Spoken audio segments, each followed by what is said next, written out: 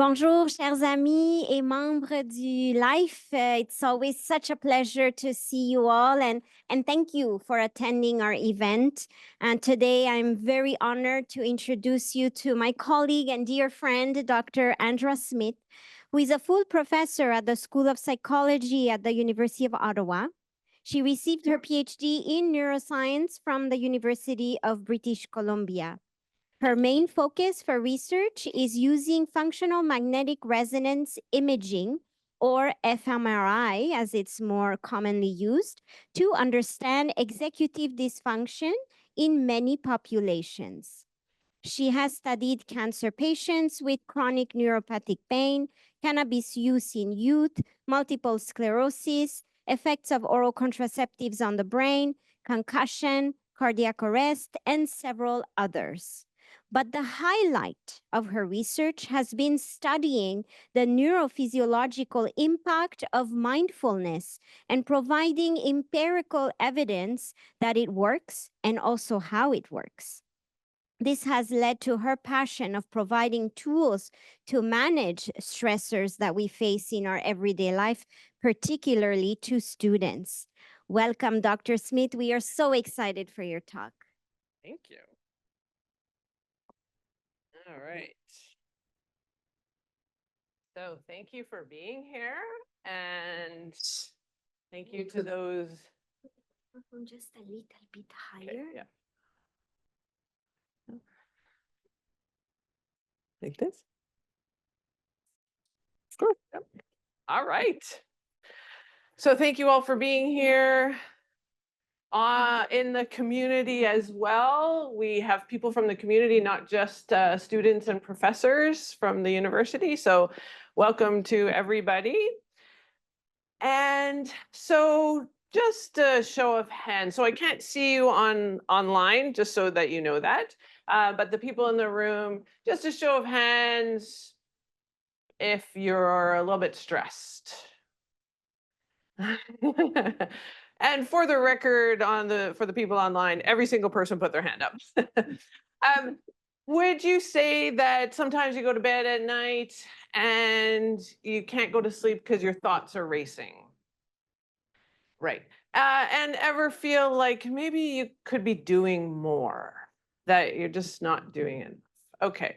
For the record, every person put their hand up. And so we're going to set an intention right now for this next hour that we're just going to be here in our minds, in our bodies, and we're going to have an absence of thinking about the future, the what ifs, and we're going to release those thoughts and just be in this moment. Okay, that's our intention for the next hour at least. And so one thing we're just going to do quickly, just get started and to get a little bit settled, is a really quick mindful minute. And so I'm going to ask you to raise your left hand and look at your left hand. If you can't raise your left hand or you don't wish to, that's fine. You could just put it on the desk or put it on your lap as you want to do it. So meet yourself wherever you are with all of these things. Okay? So you're going to take your right index finger and you're just going to trace your hand as I instruct you to breathe in and breathe out. Okay? And again, you do it at your own pace if you don't like the pace that I'm doing it at. Okay, this is for you. Also for me, but for you. Okay, so we're just going to start by taking a couple breaths in and out. And one more in and out. And now we're going to trace our hand in and out. In and out. In and out. And in and out. And in and out. And we could do the other hand, but we have a lot to talk about. So what that did was helped to activate the brakes on our stress response. So you're all feeling stressed when you came in here. That helped to kind of calm that stress response, activating what's called our parasympathetic nervous system.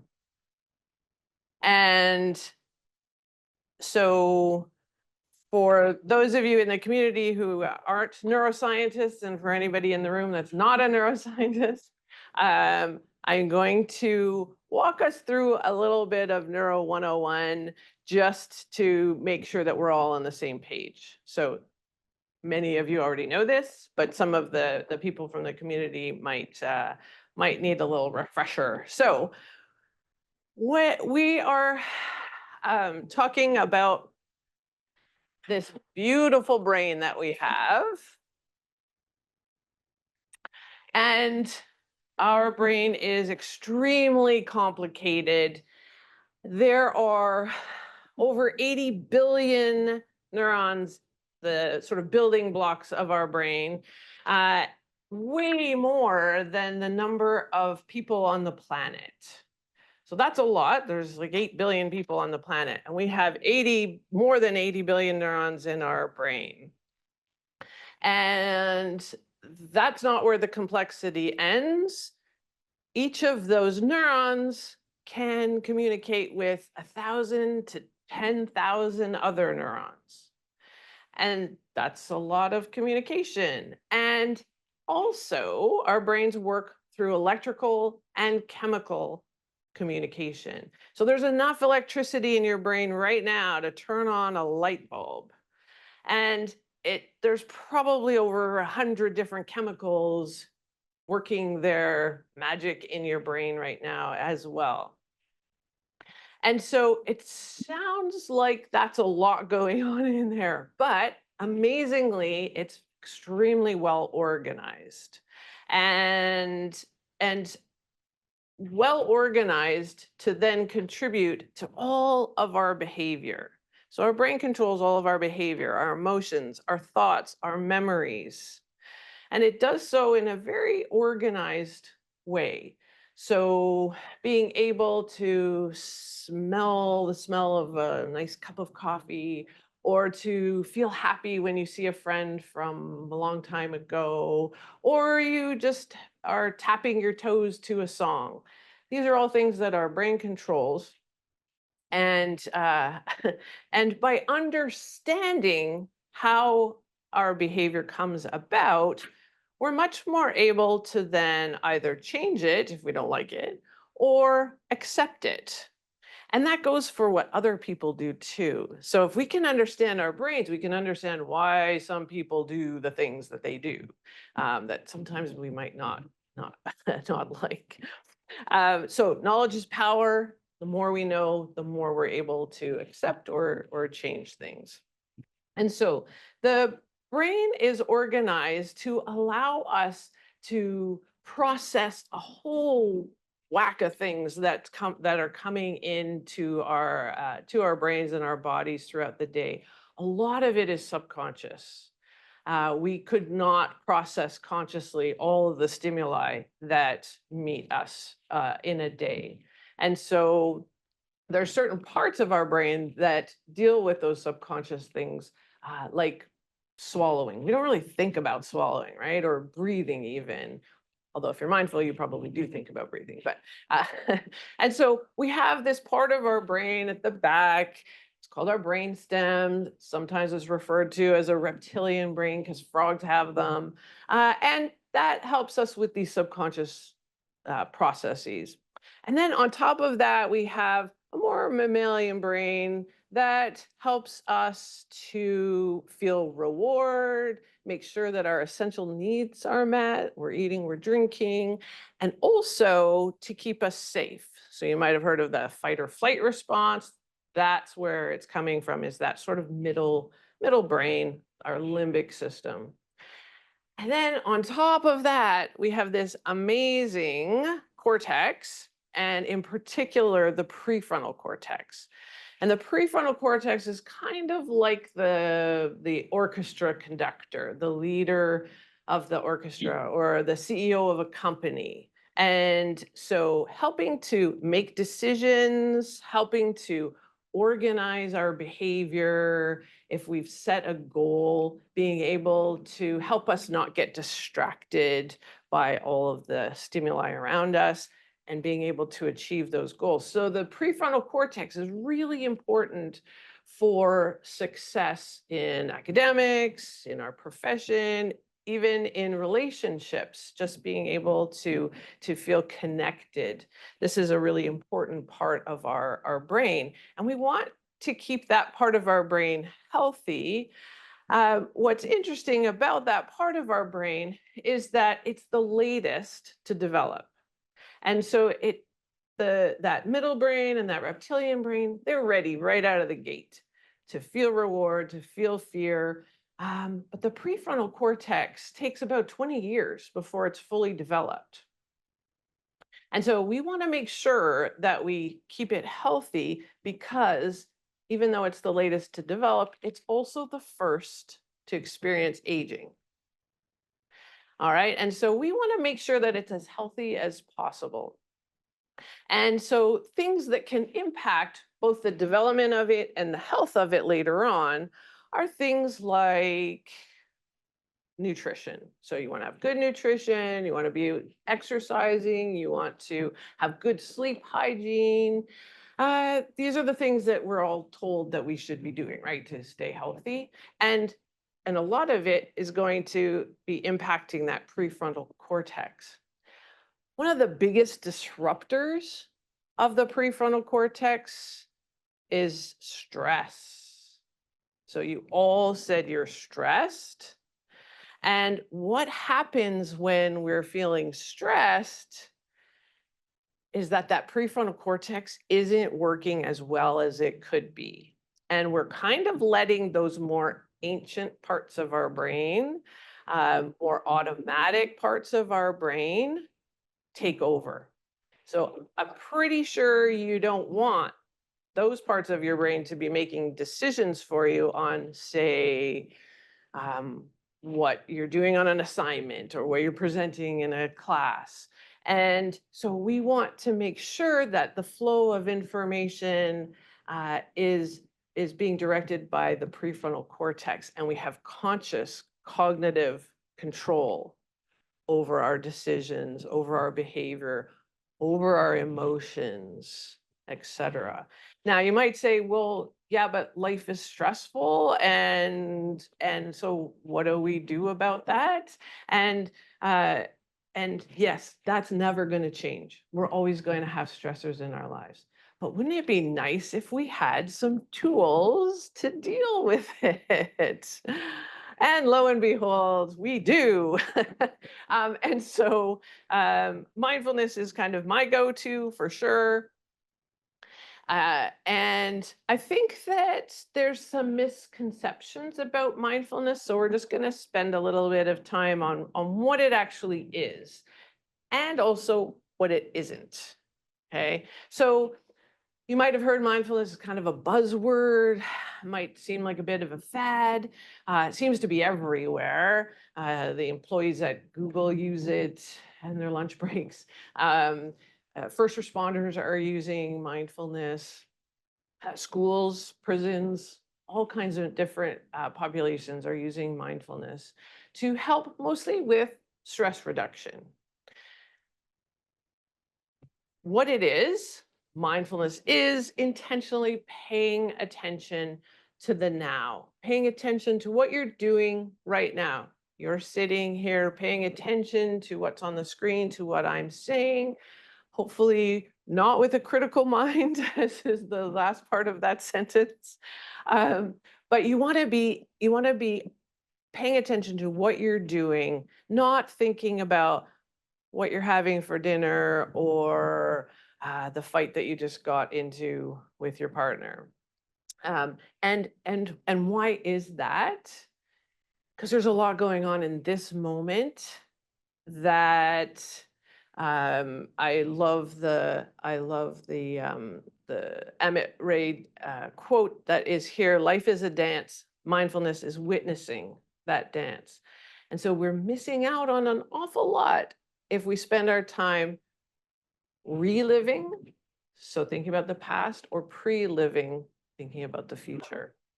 So mindfulness is about being in the moment. And so I was skeptical about this. I was skeptical, thought it was kind of hokey, maybe a little bit fluffy, until I learned how it worked in the brain, until I understood why it worked and how it worked, and that it really is about training our attention. It's really about going to the brain gym and exercising your brain. And so in that respect, it is a real umbrella term because it is exercise for our brain. It's a lot like going to the gym. You wouldn't go to the gym and just do, say, bicep curls, right? You're going to go to the gym and you're going to do multiple exercises.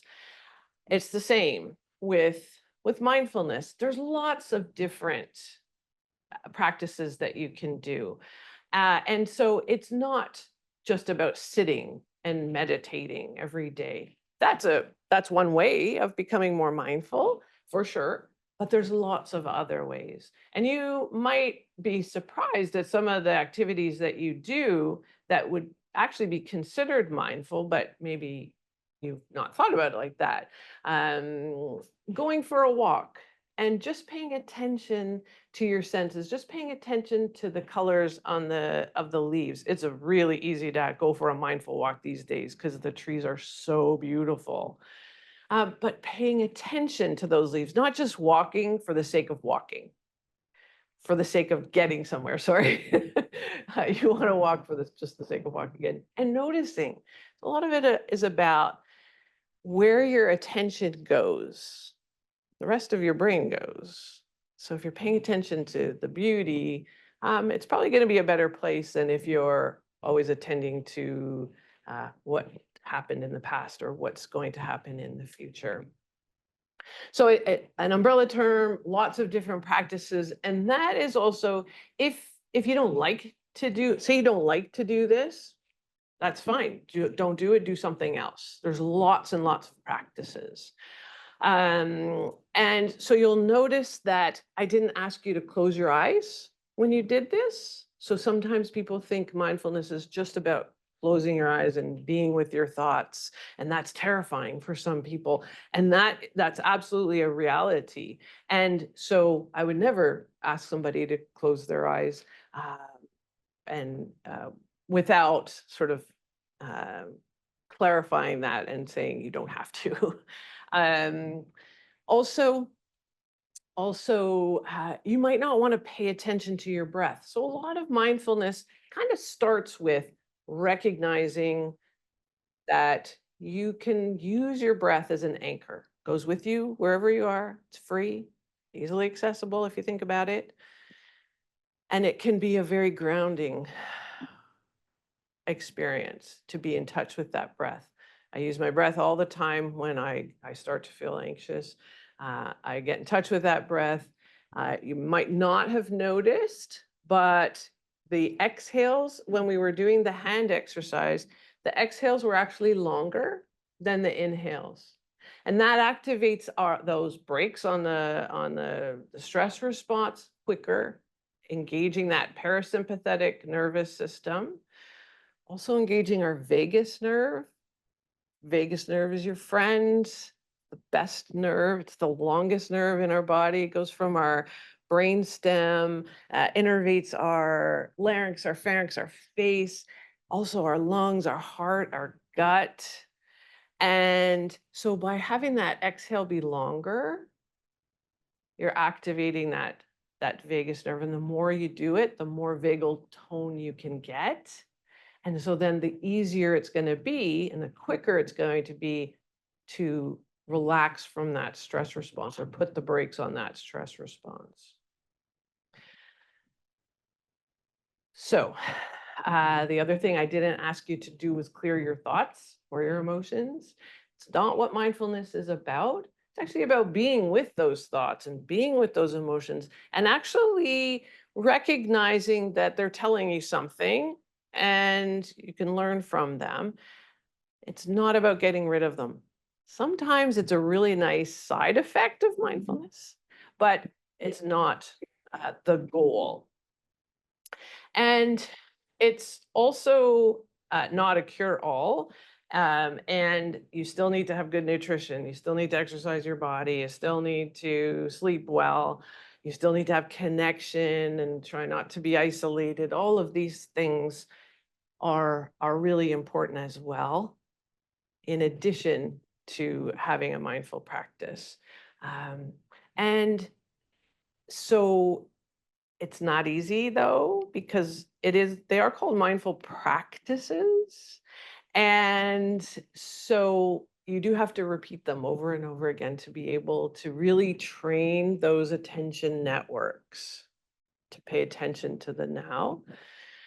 It's not easy. You wouldn't go to the gym and expect to have abs of steel after 1 or 2 times at the gym, right? It's the same with this. We're going to the brain gym and it's not going to happen overnight. There's a few other reasons also why it's not going to happen overnight. And it has to do, again, with our brain, of course, because everything has to do with our brain. But it has to do with the evolution of our brain and how similar, in fact, our brains are to other animals. And so our brains are quite similar. Remember, I mentioned that it was a reptilian brain and a mammalian brain. That prefrontal cortex is what really distinguishes us from other animals. That ability to plan, organize our behavior, connect, all of those things are unique, and what we really want to be tapping into to provide that sort of conscious cognitive control. However, we still have those other parts, and those parts haven't changed for like hundreds of thousands of years. And so our brain has evolved by preserving those parts that help us survive. So that fight or flight response, we need that, of course, to help us detect danger. But our society now is very different than it was 100,000 years ago, right? But our brain hasn't adapted as much as the environment has changed. And so we need tools that are going to help strengthen that prefrontal cortex. And again, stress is definitely something that can hijack that part of our brain. And when that happens, and we let that sort of middle brain, those subconscious and more ancient parts of our brain take over, it actually increases that sort of idea of threat reactivity. And so whether it's perceived or real, that part of our brain, that fight or flight response happens, and it has built up over 100,000 years, 200,000 years, in fact. And so we actually have a negativity bias. Our brain actually has a negativity bias whereby we pay more attention to negative stimuli than positive stimuli. So have you ever had a day where 5 great things happen to you and 1 really bad thing happens to you, and you go home and what do you talk about? You talk about that 1 negative thing, don't you? Yes. And that's how our brain evolved. It evolved to survive. And so, unfortunately, though, that heightens our threat reactivity and doesn't let that prefrontal cortex add that conscious cognitive control over those parts. And so we have these automatic negative thoughts. And so I'm not good enough. I should be doing more. I can never get all of this done. Those sorts of thoughts. And again, from an evolutionary perspective, that's how our brain evolved. However, with this amazing prefrontal cortex, if we use it, we want to now have it guiding our behavior and to try to counter that negativity bias.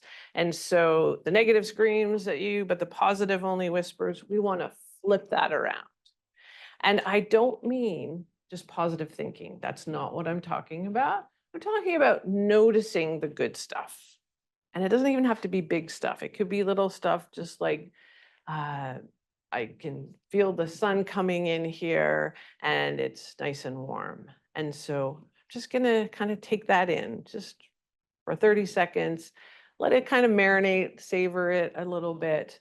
And by doing that throughout the day, we're countering that negativity bias. Remember where our attention goes, or the rest of our brain flows.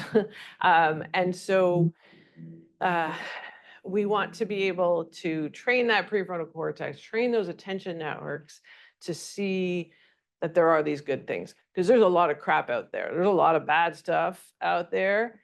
And we have very little control over any of it. What we have control over is what we can notice and what we can savor. And so one way of doing that is through gratitude. So often people will have a gratitude journal, perhaps, or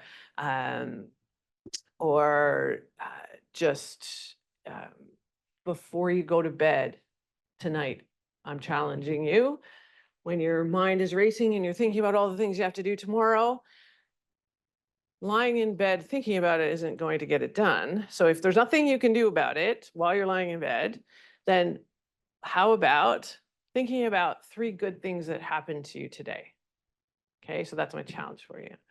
And it's much nicer to go to bed thinking about good things, and they don't have to be big things. They could be just that you're warm in your bed. Maybe you just had lunch, so your belly is full right now, and it feels nice. There's an exercise I like to do where we kind of popcorn things that we're grateful for that are really small things. So like a zipper. Like, when do you ever be grateful for a zipper, right? And yet you probably use them a lot.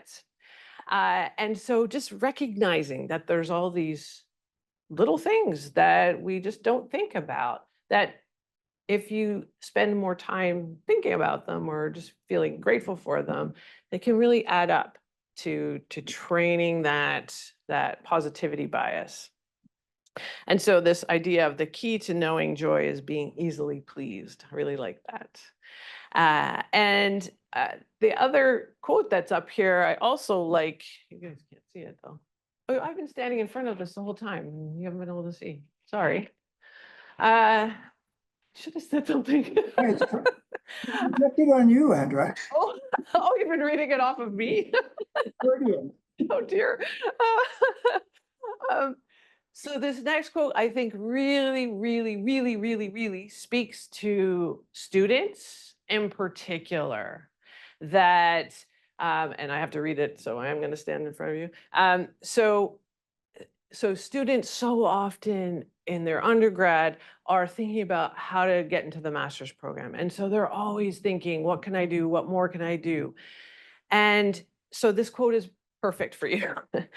So we work so hard to get somewhere, to realize a dream, to arrive at some destination, that we often forget that though some satisfaction may be waiting at the end of our endurance and effort, there is great and irreplaceable aliveness in the steps along the way. So there's a lot of good stuff happening, and you're missing it because you're worrying about what your next step is. So if you take nothing away from this, the students in the room or online, you take nothing else away from this, remember that, okay? Okay, so gratitude is important and can help. But unfortunately, we also have to deal with something else, which also makes mindfulness a little bit difficult. And that's our default mode network in our brain and our wandering mind. So have you ever been reading a book and or a textbook and you get to the bottom of the page and you think, oh, darn, I have no idea what I just read. I'm going to have to go back and read it again. And that's not a statement on your intelligence or on your memory at all. It's just that you probably weren't paying attention. You were probably thinking about what was for dinner or what you didn't do yesterday, kind of thing. Perfectly common. And in fact, we spend an awful lot of time in that wandering mind. Unfortunately, that wandering mind is often a negative mind, which makes sense. They're very tied together, that negativity bias and the wandering mind. And so oftentimes what we're doing in that wandering mind is kind of running our stories, ruminating about things that we didn't do or wanted to do differently. And so I'm thinking of another example. You park your car in the mall at the mall parking lot, and you're thinking about all the things you have to get. And so you park your car and then you go in and you come out and you realize, I have no idea where I just parked my car, right? Nothing to do with your memory being bad. You just weren't paying attention. You were thinking about something else.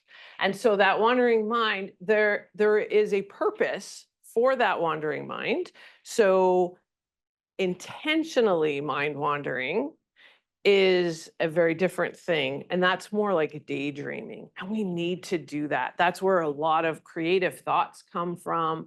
I get some of my best thoughts while I'm in the shower, just totally letting myself daydream. So we have to have that downtime for sure. But we want to be in charge of it, right? We want to have the conscious cognitive control over it. We don't want to just let our mind wander and go down rabbit holes. I know you've all been there. And so we want to be thinking about, there's a difference between thinking about and thinking through things. Thinking about is often that worry, negativity bias, whereas thinking through things can be much more constructive and less worrying. And so this is a real thing. It happens in our brain when we're mind wandering. We have these parts of our brain that are active. I call them me, myself, and I areas because, again, there's self-referential processing going on. I'm not good enough. I need to do more. That kind of mind wandering isn't healthy because we cannot do that. We cannot run those narratives, run those stories, and be in the present moment. You can't be paying attention to what I'm saying here and be thinking about your assignment that you have to do. It's not possible. And unfortunately, a wandering brain is in fact an unhappy brain. And so we want to be on play.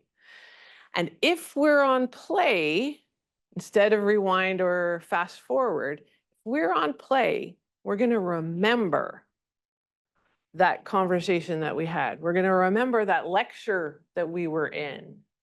If we are paying attention in the moment, we are going to remember. And so we want to be on play and record. Okay. And if we're not, if the more time you spend in that wandering mind, the more that default mode network activity happens, and the more impulsivity, anxiety, depression, those all increase. And those are all very highly correlated with the amount of time you spend mind wandering. There's a reduction in attention, a reduction in executive functioning, a reduction in memory when you're there. So where your attention goes, your energy flows. So now we know why mindfulness is difficult, because we have that negativity bias. We have that mind wandering brain.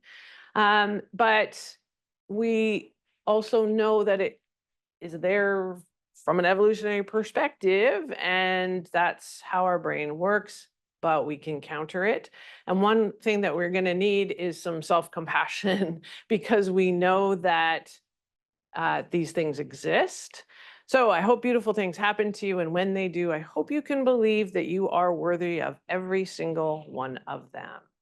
So that's what I'm wishing for you. And if you're still skeptical, which you might well be, this is a quote from one of my students who took my neuroscience of mindfulness course. I was stressed, anxious, had no clue about my future, but now with the mindfulness training, I'm calm, open to share, and most important, I started to love myself. So this self-compassion class that I give is later on in the term, and it's always the most impactful for us as students. We are our worst critics, right? We would never talk to a friend who's going through troubles the way we would talk to ourselves. And so the next time you start to get down on yourself, think about that. Think about talking to yourself the way you would talk to a friend. Okay, we have to take, I never in a million years thought I would use the word love in a class.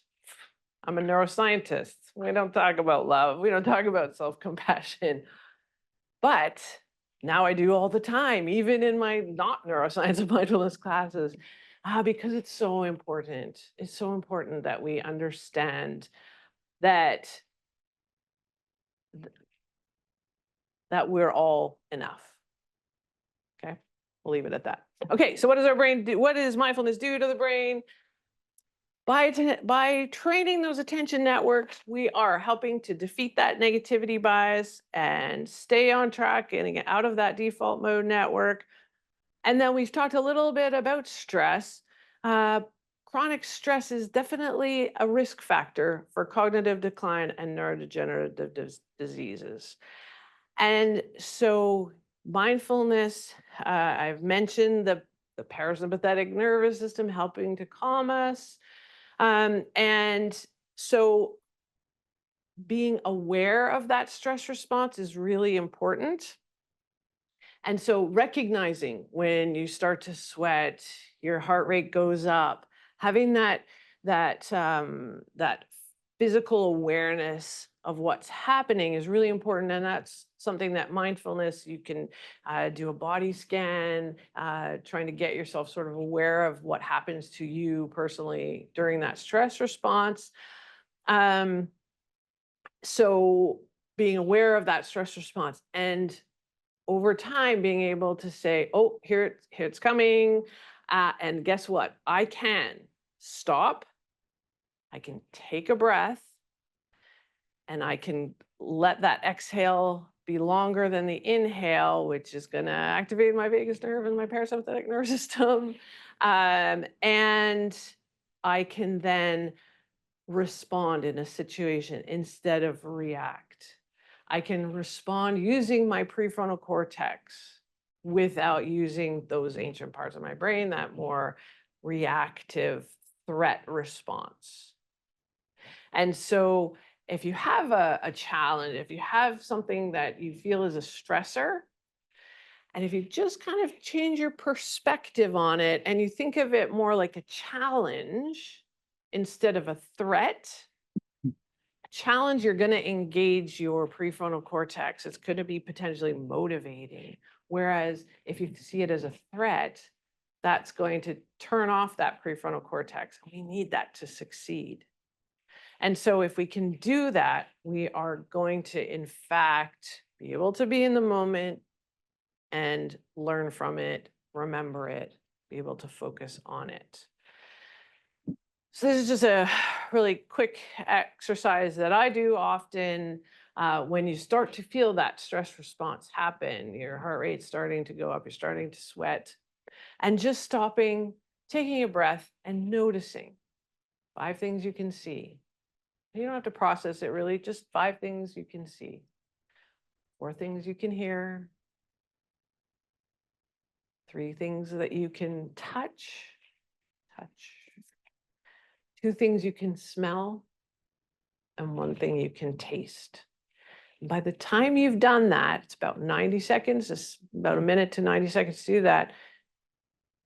Your stress hormone, cortisol, has decreased. that autonomic response has had time to just kind of calm. Very straightforward. And I just showed the 3x3 method. It's just a different, just does the same thing basically. A little bit of just a distraction, but it's an intentional distraction. Okay. Okay. So when we talk about stress, chronic stress in particular contributing to sort of that aging process, and particular aging in that prefrontal cortex. This is just some evidence. I haven't given you the studies, but it is shown that the prefrontal cortex, the cortical thickness is greater and it lasts for longer. Basically, it doesn't undergo that aging process as quickly with a mindful practice. Sleep improves. Memory improves, attention, concentration, and patience. That's one of the best things that I've got from my mindfulness training, is that I am much more patient with my kids, my husband. They appreciate my my mindfulness practice. Okay, so if you're still skeptical, we've got some brain imaging to show you. I'm just going to quickly show you one study. I see that the time is going by ridiculously quickly. I could talk for hours about this. I did a whole course on it, so I could literally talk for hours on this. So I did a study with a group of breast cancer patients who had chronic neuropathic pain. So unfortunately, often after treatment with breast cancer, women will have chronic neuropathic pain, and it's very difficult to treat it. It's very difficult to treat it pharmacologically. It's very different than if you like break your leg or you tear your cartilage, whatever. The tingling, throbbing, pressure is very different and can certainly impact these women's quality of life. And so we wondered if mindfulness could help with that. And so we did some brain imaging. That is the brain scanner at the brain imaging center at the Royal, where we do our research. That's my daughter in the middle. She would kill me if she knew that was up there. And we did a task with these women. We did a bunch of stuff with these women before and after they went through a mindfulness-based stress reduction program, which is an 8-week program. So we presented a task to them that involved emotional stimuli related to pain. And so things like throbbing, aching, burning, hurting. And then there's blocks of neutral words. And so I won't get into the details of that, other than to say that we're looking at how the brain is processing these pain-related stimuli. And the first thing that we noticed from a subjective perspective was that after the MBSR program, the pain was less of an interference in their day-to-day lives. So we didn't necessarily get rid of their pain, but their relationship with the pain was different. It wasn't interfering as much in their day-to-day lives. So that was subjectively, which was awesome. But then we also got some empirical evidence. So we got some objective evidence that functionally and structurally, their brains had changed in only 8 weeks. So from that Stroop task that I mentioned, we don't need to really worry about all the details of it, other than to say that after the mindfulness training, their brains just were not responding as much to the negative words, to the pain-related words. So parts of the brain that are responsible for emotion processing, visual attention, pain perception, they had reduced after the mindfulness-based stress reduction program. And so, for example, the caudate nucleus, it's active during rumination. It was reduced in activity after the MBSR program. So it was pretty exciting. I was doing a happy dance when I saw these results, and my students thought I was a little crazy, not gonna lie. Structurally, let's just move on, other than to say that there were changes in the white matter structure of the brain. I really did not think after 8 weeks that we would see it, but we did. And in parts of the brain related to emotion regulation, pain perception.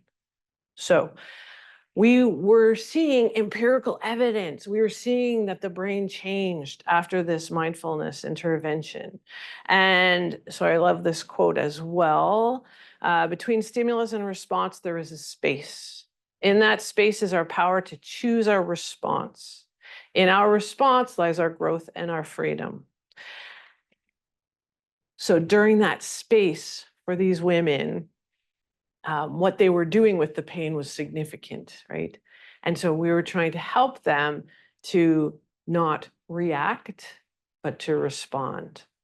And so that was exciting for us to see. We did another study with musicians that had performance anxiety, and we did the same sort of pre-post study where we imaged them before and after. They went through a mindfulness course. This was only a 2-week one, but it was every day for 2 weeks. And again, we saw that their brains changed, and that change correlated with a reduction in performance anxiety. So pretty exciting to see that as well. Then I did this course, and I don't think we have time to talk about it, honestly. So, but I did teach a course called Neuroscience of Mindfulness, Neurons to Wellness. And we did a bunch of theory about how the brain works, how the attention networks work. But we also did a lot of practicing. And that's what the students liked. They liked the practicing. They liked talking about how implementing the knowledge and the practices into their day-to-day lives were changing their lives. And so there was a lot less theory going on by the end and a lot more practicing going on by the end. And just building that sort of safe space for all the students to realize that they were all going through the same stuff and that they then had tools to be able to deal with it. It was impactful. And I had them do questionnaires before and after the course, so sort of in January and then in April. And these 5 scales, all of them saw improvements. So improved gratitude, improved mindfulness, reduced perceived stress, and increased positive affect, decreased negative affect. Every single student saw this, even those who were skeptical in the beginning, who of course were my targets. I was going to get them, and reading their final reports that included this data, I did. So that was awesome. And the one that was the most skeptical is now, she works at the YMCA, and she's teaching the teachers to teach the kids as well as teaching the kids herself. And so I was just like, yes, score. And these are some of the quotes that the students had afterwards. I could not believe how much quicker I could do my assignments after practicing a while. I actually did better in classes. It's brain training. It's paying attention, training those attention networks. And so you're going to be more productive. You're not going to read that page and not remember what's on it so that you have to go back and read it again. That's not productive. This was a beautiful statement that I was so happy to hear, and I'd never heard it before. But this student said, "My stuttering is better.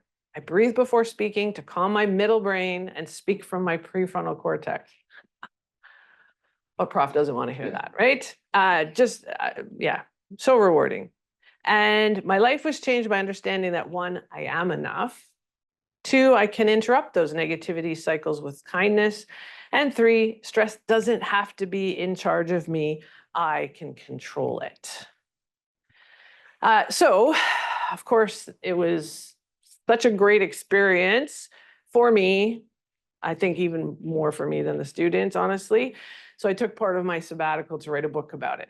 And so the book is the neuroscience. It has the neuroscience in it that's very accessible to anybody, but it also has the students' experience. It has some quotes from them. It has how they implemented it into their day-to-day lives. And so I think it's very easy to read. It's who knew, because I had no idea the impact that it was going to have. I didn't know how it was going to unfold. And it was without a doubt the most rewarding thing I've ever done. And the subtitle you can't see, it's Neuroscience and Mindfulness Take on Stress in the Real World and Win. So that's what I did. So some of the highlights, just from what we've talked about, we don't want to let stress run us. We want to be in charge of it. It's going to happen, but let's try to be intentional and have that conscious cognitive control, that prefrontal cortex guiding us. And if we let stress run away with us, that goes offline. We have this negativity bias and our mind wandering that is ingrained in there from evolution, but we can counter it with a lot of these mindful tools. As long as we are aware, and so already now you are aware of these things. And so I think that's key. Self-compassion, we have to be kind to ourselves, because if we're not, we go down to that wandering negativity bias brain, and that's not good for us. And so a healthy brain is definitely a brain that can age well, and when we're talking about mindfulness, I've touched on some of these things. It can help with learning, memory, emotional regulation, empathy, compassion, perspective taking, and our stress response. And so really, I don't know any other exercise that does all that. It doesn't take away everything. It's not a cure-all, but it certainly is a full brain workout. And so, do we have time for me to just do one practice? Okay. So if you would join me, we'll just it'll be a sort of a quick one. And it's not what's on there. It's not, oh, it doesn't say it. Okay. So sometimes this can be done standing, and it'll make sense when you hear it that it's done standing, but you can also do it seated, doesn't matter. And so it's called soles of the feet. Okay, so we're going to pay attention to the soles of our feet. Might sound strange, but that's what we're going to do. So just sit comfortably. Your feet planted on the ground, and we're just going to feel the support of the chair under you. And you don't have to close your eyes at all. And just kind of roll your feet forward and back. And bring your attention to how that feels on the soles of your feet. How do your heels feel? How do the balls of your feet feel? And then go side to side. And are your feet warm? Are they hot? Are they cold? Are they tingly? Just bringing your attention to the soles of your feet. And then stop and center your feet. And try to plant your feet downwards like the roots of a tree. So the roots of the tree, keep the tree grounded and connected to its neighbors.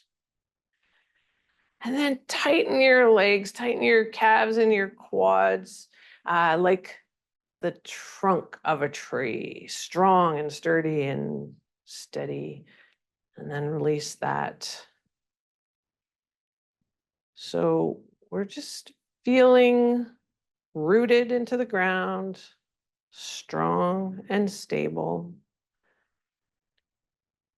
And I'm just going to leave you here for a few seconds, paying attention to the soles of your feet. If your mind wanders from the soles of your feet, that's fine.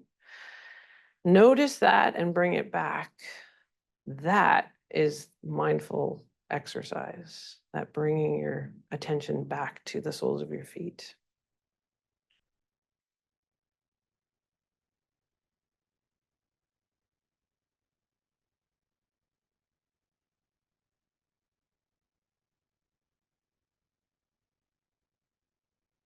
All right, so by doing that, feeling that grounding, strong, steady, sturdiness like a tree, you can bring that to mind anytime. Say you're about to do a free throw in a basketball game, or you're about to give a presentation, or you're sitting and having a difficult conversation. You can always sort of come back to that feeling sturdy, strong, grounded like a tree. And that helps our minds stay on what we're doing and not sort of unraveling into the stress of a situation. And I'll just end with a poem. It only takes a reminder to breathe, a moment to be still, and just like that, something in me settles, softens, makes space for imperfection. The harsh voice of judgment drops to a whisper, and I remember again that life isn't a relay race, that we will all cross the finish line, that waking up to life is what we were born for. As many times as I forget, catch myself charging forward without even knowing where I'm going, that many times I can make the choice to stop, to breathe, and be, and walk slowly into the mystery.